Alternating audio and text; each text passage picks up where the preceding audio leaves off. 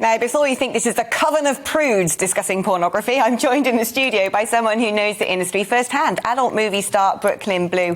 Brooklyn, I'm thrilled that you've come in to demystify this for us. Look, first of all, what was it like working in that industry? Was it dehumanising? Was it fun? I mean, it's an industry that is so taboo and people don't understand the industry, and there's so many different ins and outs of it.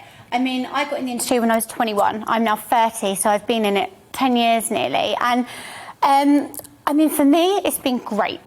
This is the thing with porn. People sort of look at it and go, oh, my God, like, is this shocking thing? And there's a line with it, OK? So you've got to understand that it's fantasy. It's not real. We are actors at the end of the day, just like the Hollywood movies. We act, and everything you see is fake, pretty much. And the women in it, we're business women, you know. I mean, everything I've done and everything I've got is from porn. Without porn, I wouldn't have anything that I've got in my life. And to me, it's been good. It's interesting because you said that, you know, we're basically actors. Just because what you're seeing, we look like we're enjoying ourselves, maybe we're not.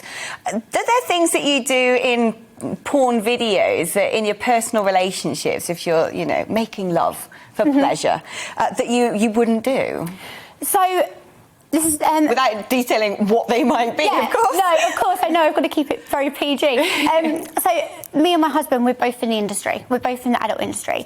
And we both work as performers, and we're a married couple in real life.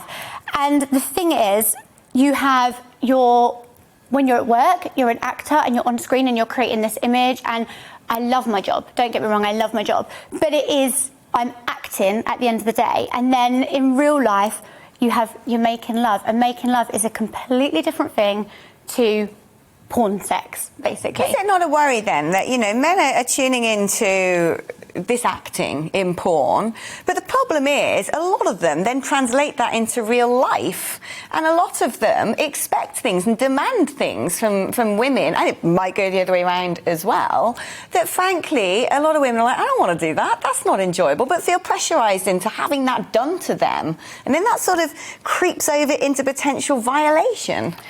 I mean, this is the thing, and it's more to do with education rather than porn itself. I mean, you've just got to know, and you've just got to understand that the majority, we're actors. We both come into work and we do our job, and we have a script and we're acting it out, and we enjoy what we do, but it is, at the end of the day, it's fantasy, it's not real. And it's that education point of being able to sort of say to people, look, this is something for you to... It's like a Hollywood film. I mean, you watch these action movies, or that people could be around doing anything. You've got action movies where people are running all over the place doing whatever. You wouldn't then translate that into real life. It's a movie, and you enjoy it, and you watch it, and you enjoy the fantasy of it. But you've got to know it is an act at the end of the day. It's a movie you're watching. It's a film that you're watching. So do you only make content with your husband, or do you both also perform with other porn actors and actresses? So we work together, and we also work separately with other people as well, because our job is our job. How does that make you feel as a woman? I mean, I wouldn't want to be in a relationship with a guy who was having nookie with anyone else. No, but this is the thing. This is what everyone thinks. Everyone associates it as, oh, he's going off with someone else and he's really enjoying himself. It's not. It's work. To us, going into work, it's like another day at the office. You know, we'll be on set and we will be doing what we're doing our job, but halfway through you stop because you need to change lighting or whatever, and you're sitting there thinking, oh, I need to do the food shop after this, I need to go home and do this, or I've got to put some washing on, this, that and the other. I mean, it is literally as bland as that. It is just another day at work, and you're sitting there thinking, right, you know, I want to be wrapped up by this time because I've got to go do this tonight, and it's been a long day at work, and it is just another day in the office for us. The problem now really is the industry, a huge percentage of content on these websites are now being posted by everyday people who aren't paid actors and actresses. They're not professionals, for want of a better word. And the risk then, of course, is you get revenge porn, you get exploitation, you get women being trafficked.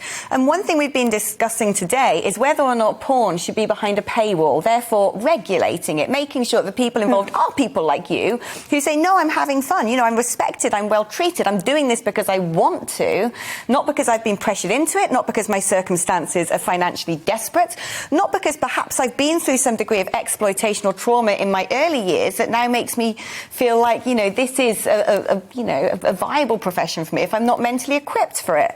Would you support that, you know, sort of professionalising it and in that respect regulating it and having it behind a paywall? Would that help you? I mean, this was the thing. Years ago, it was very much like that. Years ago, you shot your DVD and it went to a DVD shop and you went and brought it. Then all the free sites came along, and don't get me wrong, they trashed that. They trashed the industry. They ruined it for us. They ruined it for many people. And I would 100% say that it should be behind a paywall, not only because it makes it safe, but it also makes us a lot more money. So it would give me a bigger payday. But it is that kind of thing. I mean, at the end of the day, like I said, I mean, my job is my business, and I do very well from it. Don't get me wrong, I do very well from it. And if it was to be completely, I mean, we have problems ourselves as performers where we'll have our own private websites and our content gets nicked and it gets thrown all over the free sites. That is detrimental to us as well as other people, you know. And so the paywall thing would not only work for safety reasons, it would work for us personally as well, and we would make more money and everything like that. I mean, don't get me wrong, I do well, but you know, to make a little bit more, of course I'm not going to say no, you know. But yeah, 100% it should be behind a paywall. But this is the thing, if you go into the right side of the industry, like I have, and I work for the biggest companies in the world, I've been all over the world filming, and you know, you're treated like royalty. When you're on set, I think it's the only industry, roughly, that I know in the world where women get paid more than men. And when we're on set, the women are in charge. And this is what I love about it. If someone says to you, look, can you do this, this and this because, you know, we really want to sort of ramp it up a gear and push some boundaries, and you just thought, no, can you tell people to jog on? And they're like, okay. So oh, yeah. Yeah, like you have your no list and everything. Like if there's someone you don't want to, as a woman, if you're someone you don't want to work with, no, I'm not working with them. And you have, you know, I'm on set, I'm in control. I would say to the guy, we're doing this, this and this, and this is how it's going down.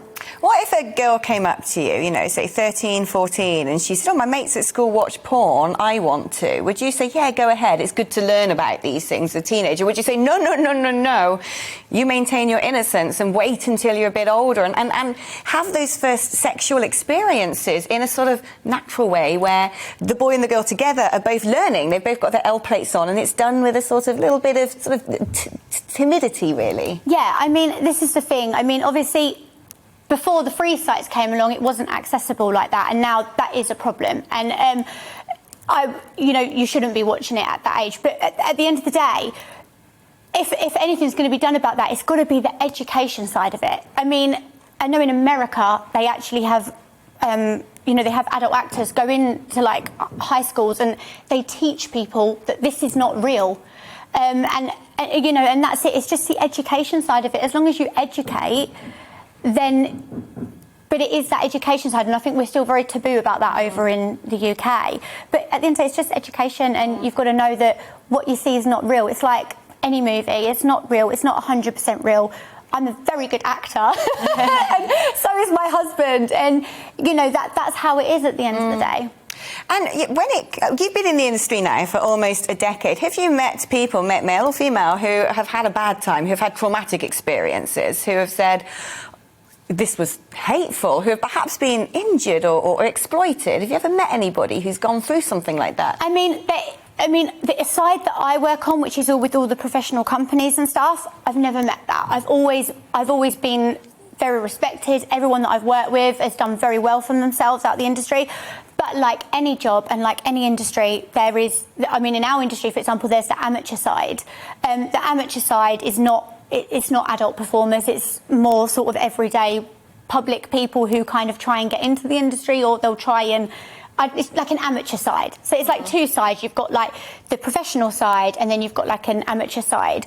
I would never go into the amateur side. I've always been the professional side. So from what I've done and the work that I've done, I've not come across that, but I know that it goes on in an amateur side. Like in any job, you've got the good side and the bad side. But I I mean, at the end of the day, it's about having your head screwed on and knowing what you want and being very business orientated about it. I mean, for example, like, I would say it's a woman's industry more than a man's industry. Yeah. Okay, most of the people that watch it are men, but at the end of the day, as a performer, the women are very much in charge of that industry, and we're very in control. And if you work it right, you can do very well. So if you've worked it so much, do you think that, you know, there is a shelf life to what you do? Are you going to get to a certain age and you're like, you know, it's time to hang up the thong and you know, literally, there it goes. put in the shoulder pads? Yeah.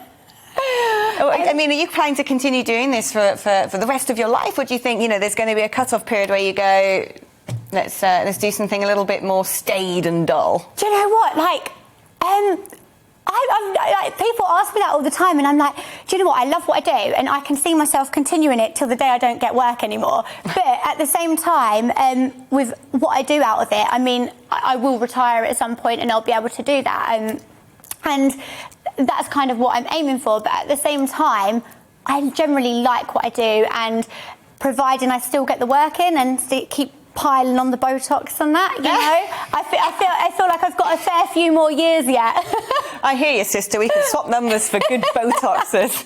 Brooklyn, thank you ever so much for coming on. It's been fascinating talking to you. And also I want to say thank you so much for also making that separation between professionals like you saying it's safe, the industry is great fun, I'm doing well out of it, and then the rest of it, which is, well, got a bit of a question mark hanging over it, let's say. It's been a pleasure. Welcome to the GB News YouTube channel. You can watch us live 24 hours a day, catch up on your favourite shows, and join in the conversation in the comments below. Don't forget to subscribe and you'll never miss any of our exclusive content.